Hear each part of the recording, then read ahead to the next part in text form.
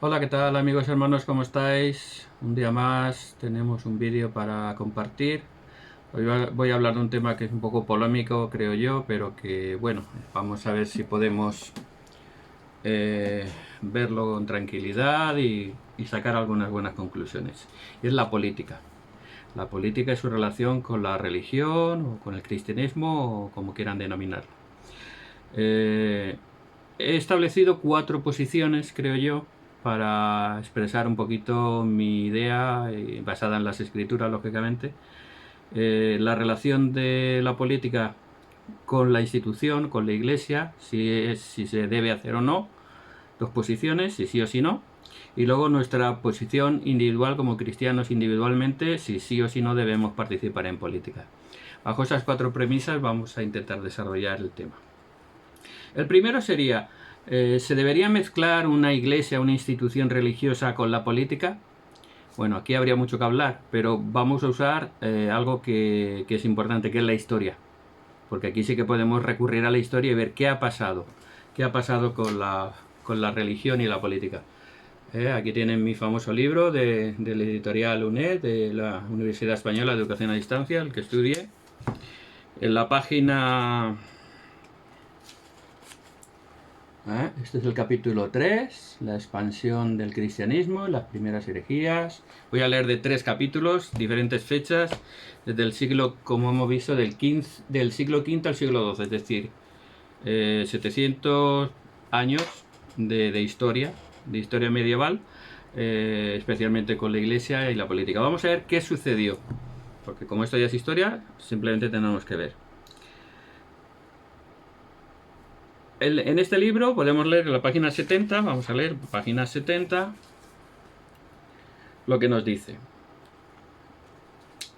Debido al creciente poder que va adquiriendo los obispos, los reyes bárbaros y los emperadores controlaron su elección, ya que en la práctica se habían convertido en funcionarios reales, de igual rango que los comes o condes, y tal como sucedía con estos, era fundamental conservar su fidelidad. En algunas ocasiones y en algunos lugares se formaron verdaderas familias episcopales y el cargo se transmitía de padres a hijos. De manera que vemos ya en la historia que a partir de la liberación del decreto del Edicto de Milán de la libertad religiosa para los cristianos en el 313, la Iglesia se va acercando más a la política. Constantino, sus sucesores, Teodosio, la hace religión oficial del Estado, y a partir de esos momentos, pues realmente la unión o relación de la Iglesia con la política es cada vez más cercana, más próxima, tal cual, como acabamos de leer, de que hay un control completo por parte de las autoridades, de los políticos de la época, de los reyes y emperadores, de los cargos eclesiásticos, con lo cual dirigen y controlan la Iglesia y no es ni Dios ni el Espíritu Santo, por desgracia, el que la controla. La página siguiente, la 72, podemos leer también. Ahora, convertida en religión oficial, no toleraba que nadie discutiera o compartiera sus privilegios, pero la Iglesia pagará caro el disfrute de estos privilegios, ya que siempre necesitará la protección del poder civil. Los emperadores bizantinos y los reyes bárbaros se la otorgarán a cambio de inmiscuirse en sus asuntos, empezando por la elección de los altos cargos y acabando por participar e imponer su opinión en temas puramente teológicos, tal como lo hizo Justiniano. Y vemos que el control se sigue manteniendo desde la época de Teodosio, que ya es religión oficial, y la Iglesia recurre al Estado para imponer sus dogmas, pero tiene que someterse al Estado para ser controlado y vigilado por el propio Estado, ¿no? Y no solamente ya en la elección de los cargos, a los altos cargos, sino también en la teología. Es decir, que los propios emperadores, sin tener nada que ver con la Iglesia, ni con la autoridad, ni con el sacerdocio, opinaban y marcaban hasta la teología de la Iglesia. La página siguiente podemos leer también. En los primeros siglos la elección de los obispos solía realizarse por el pueblo y el clero, y en ella entraban en juego numerosas cuestiones de índole política y económica, además, claro está, de los factores religiosos. Por este motivo, muchas elecciones se celebraban en medio de grandes desórdenes, por lo que pronto intervino en ellas la autoridad civil. Los patriarcas de Constantinopla eran elegidos casi siempre por el emperador, mientras que los papas de Roma se elegían en medio de grandes presiones y antes de ser consagrados debían obtener la aprobación del emperador bizantino. Por lo tanto vemos que hasta la cabeza de la Iglesia necesitaba la aprobación del emperador, si no, no se nombraba. Se cambiaba y ahora vamos a ver más. O sea que el caer en la política, el venderse a la política, el buscar privilegios de la política, lo que acarreaba era someterse a la política y que la política dictara los cargos.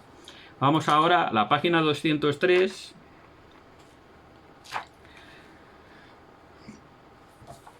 El siguiente capítulo que en este libro habla, este sería el tema, la Europa occidental, siglo después ya, el 11 y el 12, papado y monarquías, y leemos en la página 203. El nuevo emperador, y si está ahí un ejemplo, Conrado, en el año 1024, fue el primero de los 4 emperadores de la casa de Franconia o casa Salia. Hombre práctico y sin escrúpulos, siguió una política completamente distinta a la de sus predecesores con respecto a la Iglesia, que eran un poco más liberales en ese sentido. Mientras que Enrique II generalmente había provisto sedes episcopales de personas con una cierta dignidad y valía, Conrado II mina sus intereses económicos y practica la simonía, que es comprar y vender por dinero, buscando en su relación con la Iglesia únicamente ventajas económicas. Frente a la alta nobleza y los poderosos obispos feudales, este emperador apoya a las reivindicaciones de la nobleza inferior, de los de más baja categoría, pero que también eran nobles, que eran los balbasores, declarando hereditarios sus feudos. De esta manera se atrae su favor frente a los grandes señores, en cuyos grandes dominios se han encardinado los pequeños feudos. El arzobispo de Milán y otros obispos del norte de Italia se opusieron a esta política y fueron depuestos sin contemplaciones.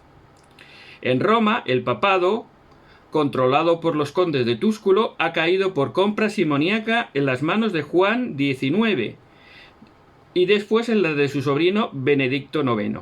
El primero, que era senador y laico, no era sacerdote siquiera, como de costumbre, recibió todas las órdenes en una semana. Y el segundo acabó vendiendo el cargo mediante un contrato. Lo vendió el papado a Gregorio VI. Lo curioso es que esta compraventa no fue mal vista ni por Hildebrando, futuro papa Gregorio VII y el promotor de la reforma de la época, ni por Pedro Damián, que la justifican como una compensación por los gastos que Benedicto IX había realizado para su elección y para asegurarse un retiro digno. De manera que vemos, ¿no?, que emperadores, condes, duques, marqueses, toda la clase política de la época interviene, maneja, pone, quita, depone, coloca, compra, vende. Y esto es lo que es la política. Todos sabemos lo que es la política hoy en día. Bueno, seguramente en sus países podrán recordar casos de corrupciones de este tipo, pero aquí lo vemos que pasó en la historia y pasó en la Iglesia. Y en la página siguiente dice: el siguiente emperador, Enrique III, en el año 1039, siguió las huellas de su padre, apoyando a la pequeña nobleza e interviniendo activamente en las elecciones papales, logrando colocar a 3 alemanes al frente de la Iglesia. Aun cuando podemos afirmar que el emperador nombraba y destituía papas y obispos a su antojo, a todos los cuales exigía un juramento de fidelidad, no era contrario a la idea de reforma que cada vez se hacía oír con más insistencia, especialmente en los monasterios cluniacenses. De ahí viene luego la famosa reforma del siglo XI. Pero vemos que todos los reyes, los emperadores, ponen y quitan a su antojo, por lo tanto la Iglesia está corrompida completamente y la Iglesia, mezclándose con la política, pues se tiene que vender a los políticos, porque depende de ellos y ellos son los que manejan, disponen y controlan en todo sentido. Y en el último capítulo de este libro, que se dedica también a la historia del cristianismo, lo pueden ver aquí, se lo voy a enseñar, el capítulo 13, la Iglesia en los siglos 8 al 12, Panción y Cisma, en la página 255. Voy a hacer un escaneo de estas páginas y se las voy a pasar a quien las quiera pedir, ¿vale? Porque es un libro que no es fácil de conseguir, porque es un libro de la UNED. Y entonces, si alguien las quiere, yo lo voy a escanear y me las pueden pedir en privado o a través de algún amigo y yo se las puedo pasar. En cuanto las tenga escaneadas, se las puedo pasar para que vean que yo lo que digo estoy leyendo y no estoy inventando nada, ni estoy sacando nada de contexto. Porque alguno dirá, no, es que lees lo que te interesa y el contexto es otro. No. voy a hacerlo y lo pueden leer tranquilamente en sus casas. Para finalizar, aunque hay mucho más, pero la página 255 dice: por todos estos motivos, la teórica elección de los obispos por el clero y el pueblo de su diócesis cayó en completo desuso, y los monarcas, como protectores de la Iglesia, tuitio, a lo más que accedían en determinadas diócesis era presentar su candidato para que formalmente fuera elegido, entre comillas, por el clero y el pueblo. En la mayoría de los casos nombraban sin más a su candidato y nadie cuestionaba este proceder, que se consideraba una regalía, un privilegio de la nobleza, con sus correspondientes feudos, dineros y rentas. Todo el mundo aceptaba la forma de actuar, empezando por el propio Papa Juan X, que en una carta escrita en el año 921 al arzobispo de Colonia le recriminaba el haber consagrado un obispo sin el consentimiento de Carlos el Simple, ya que, cita textualmente, nadie puede conferir un obispado a un clérigo sino el rey, a quien Dios le ha dado el cetro. En Alemania, donde la mayor parte de las diócesis habían sido creadas por los monarcas, la designación de obispos por ellos fue la práctica habitual, y otro tanto sucedía en el norte de Italia, que dependía directamente del imperio. En fin, hay mucho más que leer, pero creo que con esto es más que suficiente para ver qué sucedió en este caso, cuando la Iglesia como institución, cuando un grupo religioso se entrega o se mezcla con el poder secular, con la política. Entonces vemos todas las consecuencias. El control político es sobre la religión, por lo tanto la religión deja de ser autónoma, deja de ser guiada por hombres de Dios y guiada por el Espíritu Santo, y se convierte meramente en un instrumento de poder en las manos del monarca o gobernante de turno. Por lo tanto, esto lo relacionamos mucho también cuando hemos hablado de la apostasía completa de la Iglesia, ¿no? La apostasía completa de la Iglesia viene, entre otras cosas, cuando se cambian doctrinas y cuando se somete la Iglesia a los poderes feudales, a los emperadores, a los reyes y a los gobernantes de la época, que las controlan y las utilizan a cambio, claro, de privilegios. Entonces es puramente un negocio en vez de la religión de Cristo, que era mucho más sencilla, mucho más noble y mucho más pura que todo esto. Eso sería el primer punto, ¿vale? ¿Qué pasa cuando la Iglesia como institución se mezcla con la política? ¿Qué pasa hoy en día si la Iglesia no se mezcla en la política? ¿Cuál debería ser la actitud? No voy a hablar de ninguna iglesia porque no las conozco ahora, ni sé ni me interesa saberlo, porque podría equivocarme lógicamente, pero voy a hablar de la mía, de la Iglesia de Jesucristo de los Santos de los Últimos Días. ¿Cuál es la postura como Iglesia, como institución, frente a los poderes políticos? Y es la que se dice en dos palabras: neutralidad y colaboración. La Iglesia es neutral en todos los aspectos en la política, pero colabora activamente con cualquier político que quiera hacer cualquier obra que sea buena para la moral, para el beneficio y para la ayuda de las personas necesitadas.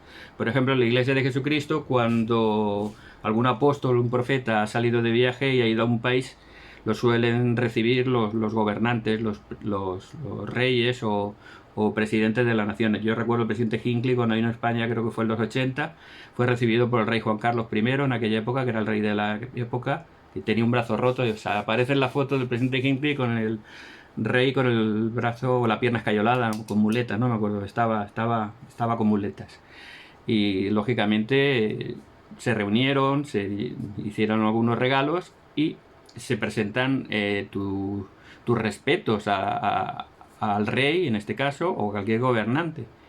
Cuando un apóstol viaja a cualquier país, ha recibido en Perú, en Chile, en muchos países, hay fotos de apóstoles con presidentes de gobierno, porque la Iglesia colabora en esos países y hace ayuda humanitaria y defiende posturas de moral y de familia que cualquier gobierno normalmente defiende también. Por lo tanto, neutralidad, pero colaboración. Esa es la clave. Y cuando muchos gobernantes han ido a Salt Lake, a visitar Salt Lake, pues han sido recibidos por el presidente de la Iglesia, por los apóstoles. Les han hecho algún regalo, siempre normalmente, algún regalo de un Cristo como el que tenemos aquí, un libro de Mormón personalizado. Algunos les han hecho hasta la genealogía. El presidente Barack Obama, cuando fue a Salt Lake, lo recibieron y le habían preparado toda su genealogía y se la regalaron, ¿no? Y le parece que le gustó mucho. Entonces, eso es lo que tiene que ser, una relación cordial, pero neutral, sin venderse a ninguna religión ni comprar ningún privilegio, pero sí colaborar en lo que podamos en cuanto a ayuda humanitaria y en cuanto a moral. Como he dicho, la Iglesia tiene un gran programa de ayuda humanitaria. El año pasado la Iglesia se gastó 1.400 millones de dólares en ayuda humanitaria en todo el mundo. El anterior 1.200 y el anterior 1.000 millones. Es decir, que cada año está subiendo un 20%. Este año no sé cuánto se gastará, el año próximo lo sabremos. Pero es un gasto importante en ayuda humanitaria a muchos países, a muchos programas, a muchas organizaciones benéficas y a muchas comunidades que luego están muy agradecidas y lo reciben. Hay muchos artículos que podemos ver de presidentes, de alcaldes que reciben a líderes de la Iglesia agradeciéndoles pues un donativo, que han construido un hospital, o que han construido un colegio, o que han potabilizado el agua de una ciudad. Hay muchos programas. Entonces la Iglesia colabora. También dirán, bueno, pero algunos dirán, pero la Iglesia se mete en política. No, la Iglesia no se mete en política. Lo que pasa es que la Iglesia también da opiniones que tienen que ver con la política, siempre y cuando se toque la moral o se toque temas que afectan a la familia. Entonces la Iglesia sí que puede hacer un pronunciamiento, puede emitir una declaración oficial sobre cierto tema moral que crea conveniente, pero eso no es meterse en política, eso es expresar su opinión, y no es lo mismo, y lo ha hecho varias veces. De hecho, sabe que nosotros tenemos una postura que no aceptamos el matrimonio homosexual, por ejemplo, no lo aceptamos, pero respetamos a las personas que lo son, respetamos. Y por ejemplo en Florida, no sé si fue hace un año o dos, salió una ley que limitaba derechos civiles a personas homosexuales. Entonces la Iglesia se opuso a esa ley y firmó con muchos grupos religiosos y no religiosos que estaban en contra de esa ley, porque sí, no estamos a favor de la homosexualidad, pero lo que no estamos a favor es que se restrinjan derechos a seres humanos, sean homosexuales o heterosexuales. ¿Entienden? Eso sí que la Iglesia toma posición, puede tomar posición, pero eso no es hacer política, eso es expresar tu opinión y ejercer libertad de opinión. ¿Cuál sería ya el siguiente paso? ¿Qué pasa con los cristianos individualmente? ¿Qué tenemos que hacer nosotros como cristianos individualmente? ¿Cuál es nuestra postura? ¿Podemos? ¿Debemos participar? ¿Está prohibido? ¿Lo prohíbe la Biblia? Pues la Biblia no prohíbe en ningún momento la participación ciudadana en política, en ningún momento. Hay un artículo que tengo aquí en mi blog, que se lo voy a poner abajo para si lo quieren ver, pero lo hice ya en el 2016 sobre este tema. Cito varias escrituras de la Biblia, por ejemplo, Romanos 13. Sométase toda alma a las autoridades superiores, porque no hay autoridad sino de parte de Dios, y las que hay por Dios son ordenadas. Así que el que se opone a la autoridad, a lo ordenado por Dios resiste, y los que resisten acarrean condenación para sí. Porque los magistrados no están para infundir temor al que hace el bien, sino al malo. ¿Quieres, pues, no temer la autoridad? Haz lo bueno y tendrás alabanza de ella. Porque es servidor de Dios para tu bien. Pero si haces lo malo, teme, pues no en vano lleva la espada, porque es servidor de Dios, vengador para castigar al que hace lo malo. Por lo cual es necesario que le estéis sujetos, no solamente por razón de la ira, sino también por causa de la conciencia. Pues por esto también pagáis tributos, porque son servidores de Dios que se dedican a esto mismo. Pagad a todos lo que debéis, al que tributo, tributo, al que impuesto, impuesto, al que temor, temor, y al que honra, honra. Por lo tanto, vemos claramente que aquí el apóstol Pablo está diciendo que nos sometamos y que nos sujetemos a las autoridades, que tiene que haber un orden y tiene que haber una justicia y que tienen que estar administrados por seres humanos. Hasta que venga Jesucristo tenemos que someternos a esas autoridades y Dios las respeta y nosotros tenemos que respetarlas. O primera de Pedro, para ver otra opinión, la de Pedro, 1 Pedro 2, 13 al 17, por causa del Señor, estad pues sujetos a toda autoridad humana, ya sea al rey como superior, ya a los gobernadores como enviados por él para castigo de los malhechores, y para loor de los que hacen el bien. Porque esta es la voluntad de Dios, que haciendo el bien hagáis callar la ignorancia de los hombres insensatos. Actuad como libres, y no como los que tienen libertad como pretexto para hacer lo malo, sino como siervos de Dios. Honrad a todos, amad a los hermanos, temed a Dios, honrad al rey. Yo creo que más claro agua, ¿no? Un cristiano debería obedecer y respetar a los reyes y a los gobernantes, por lo tanto puede y debería participar en todas estas cosas, que es la política al fin y al cabo. Tito 3.1. Recuérdales que se sujeten a los gobernantes y a las autoridades, que obedezcan, que estén dispuestos para toda buena obra. Luego hay un par de escrituras más y tal, pero no voy a entrar en eso. Lo importante es que nosotros creemos que individualmente, no como institución, repito, sí que debemos de honrar a los que gobiernan y por lo tanto, si tenemos que honrarlos, podemos ser parte de ellos. Y qué mejor que un buen cristiano que nos gobernara, ¿no? Por ejemplo, la Iglesia nos anima. El artículo de fe número 12 dice: creemos en estar sujetos a los reyes, presidentes, gobernantes y magistrados, en obedecer, honrar y sostener la ley. Luego, por ejemplo, Platón dijo una frase muy interesante acerca de la política que va a ser la viñeta, la portada de este vídeo. Dice: el precio de desentenderse de la política es el ser gobernado por los peores hombres. Así es que si nos desentendemos de la política, nunca tendremos buenos gobernantes. Tenemos que intentar escoger a los mejores y ejercer nuestros derechos y privilegios. Un ejemplo, por ejemplo, es, todos lo conocerán, Mitt Romney, es un famoso político, miembro de la Iglesia de Jesucristo. Fue gobernador de Massachusetts, yo lo pronuncio fatal, y fue candidato a la presidencia de Estados Unidos contra Barack Obama. Esto fue interesante porque Barack Obama, que ganó en el 2008 la presidencia y tuvo una presidencia muy pomposa y muy llamativa, pues en su reelección en el 2012 nadie quería presentarse. Mitt Romney se presentó por el Partido Republicano y lo hizo muy bien. No ganó, pero lo hizo muy bien. De hecho, dicen que en el cara a cara que tuvieron, en el debate cara a cara que tuvieron, que Mitt Romney ganó de lejos a Barack Obama. Y luego los resultados no fueron tan malos. A pesar de toda la fama de Obama, Obama consiguió el 51% de los votos y Mitt Romney el 47%. Apenas 4 puntos de diferencia. En votos electorales, que le llaman, Obama recibió 65.900.000 y Mitt Romney 60.900.000. O sea, 5 millones de votos de diferencia. Entre 60 no es tanta la diferencia. O sea, lo hizo bastante bien.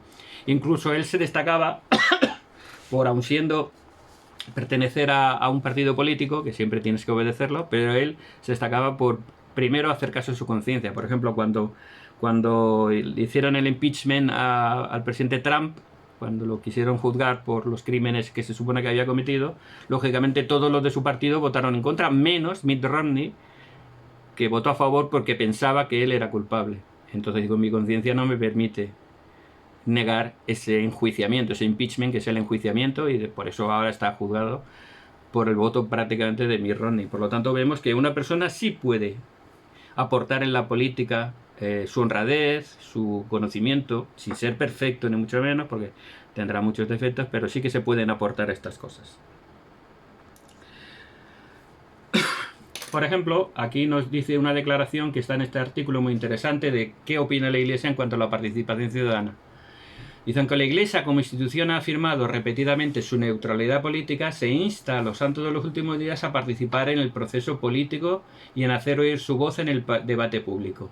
El ser buenos ciudadanos donde quiera que vivamos es parte de nuestra religión. Nuestro papel en la política como miembros de la Iglesia de Jesucristo de los santos de los últimos días reside en la creencia de ejercer nuestro derecho como ciudadanos, de elegir y participar activamente en los procesos democráticos que sucedan en nuestro propio país. Se trata de elegir en lugar de evadir nuestras responsabilidades, de tomar el rumbo del país hacia un destino más democrático, más participativo, más eficiente, más consciente de su papel en la política. Hoy en día requerimos más ciudadanos y miembros de la Iglesia que sean ejemplares ciudadanos, miembros fieles y activos en la Iglesia. Por supuesto, cabe mencionar que es de acuerdo con las leyes de sus respectivos gobiernos. Hoy, más que nunca, los miembros de la Iglesia deberán estudiar y minuciosamente, con espíritu de oración, fe y diligencia, con respecto a los asuntos políticos y a los candidatos para un puesto público, o como servidores públicos.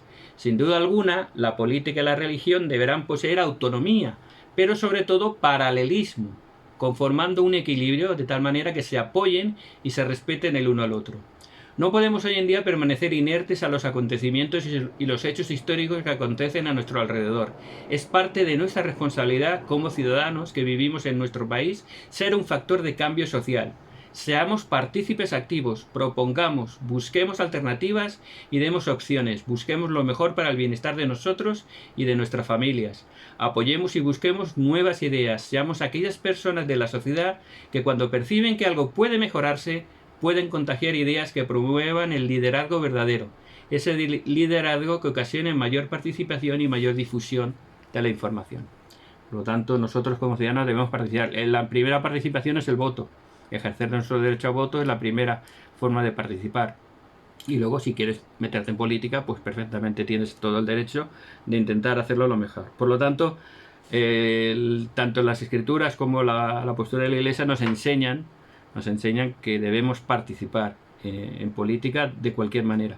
De hecho, Cristo dijo que vuestra luz alumbre al mundo y vuestra luz ilumine el mundo, ¿no? Si no somos capaces de iluminarlo en una buena sociedad, con unos buenos proyectos, pues... Claro, no.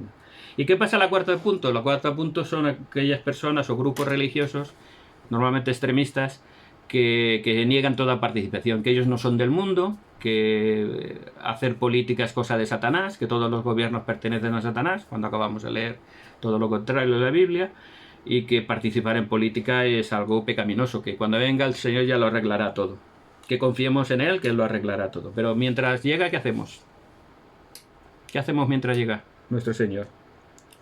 Como hemos visto Platón lo que dijo, cuando nos desentenemos de la política solo tenemos malos políticos. Si participamos lo hacemos. De hecho, lo tenemos en la historia. El siglo XX ha sido un siglo de luchas y de conquistas sociales. Tenemos una jornada laboral de 8 horas, tenemos unos descansos dominicales y sabáticos de fin de semana, tenemos unos derechos laborales, derechos a la educación, derecho a la sanidad, derecho a la jubilación, y eso se ha conseguido luchando por esos derechos, haciendo política. Si desde el siglo pasado se hubieran esperado que venga Cristo a arreglar todas las cosas, aún estaríamos trabajando 12 horas al día, 7 días por semana, y sin derecho a jubilarnos, y sin derecho a sanidad ni derecho a escolaridad, entre otras cosas, ¿no? Por lo tanto, yo creo que no participar es ir en contra de lo que enseña el Evangelio, porque tenemos que ser una luz al mundo y tenemos que participar con honradez, porque sabemos que la política está muy corrompida, pero puede haber gente honrada, y hay algunos políticos muy honrados que son una luz y un faro para nosotros. Nosotros como cristianos deberíamos ser los primeros que en base a esa honradez cristiana aportáramos a la política un aire nuevo y un deseo de mejorar, como acabamos de leer aquí. Y de hecho hay una paradoja que me pongo yo siempre cuando hay algunos grupos que dicen ni siquiera pueden votar, es que si votan los expulsan de su grupo religioso. Yo les diría una paradoja. Imaginaros un país pequeño como Samoa, 200.000 habitantes. Imaginaros que ese grupo religioso que no quiere participar en política llega allí, empiezan a compartir su doctrina, y de los 200.000 se bautizan 150.000. Y esos 150.000 no participan en política, ni votan ni nada. Entonces, cuando llega una elección del nuevo presidente de ese país, los otros 50.000 que no son de ese grupo extremista son los que consiguen el poder. Son personas a lo mejor corruptas, porque no se han convertido al cristianismo y son personas corruptas. Y esos 50.000 son los que mandan. Y entre otras cosas, prohíben la religión que se ha abstenido de votar. Y los declaran ilegales y los declaran que no pueden practicar su religión en ese país. Sería la paradoja, ¿no? No quieres participar en política y consigues, con tu éxito religioso, consigues que al final se te prohíba. Piénsenlo un poquito. Yo creo que está muy claro. La Iglesia como institución no debe participar en política porque se corrompe, como hemos visto en la historia, se corrompe completamente. Pero sí, la Iglesia como institución debe de colaborar y ser neutral, pero colaborar con los políticos. Y nosotros como cristianos, como nos dice la epístola a los romanos, o nos dice la epístola de Pedro, la epístola de Tito, respetamos a los reyes y participamos, los honramos trabajando, pagando nuestros impuestos y colaborando con ellos para ayudar a que la sociedad mejore. Y cuando venga Cristo y se acabe toda la maldad del mundo, pues entonces estaremos felices. Pero mientras tanto, tenemos que seguir viviendo, comiendo y disfrutando de lo mejor que podamos, de educación, de cultura, de libertades, que solamente participando en política podemos conseguir. Ese es el mensaje, y eso espero que quede muy claro, que es importante que cualquier cristiano se involucre en política en cualquier nivel, con el simple voto ya es importante para poder escoger a los mejores gobernantes y que podamos vivir en paz, en libertad y en armonía. Este es mi mensaje, que Dios los bendiga a todos.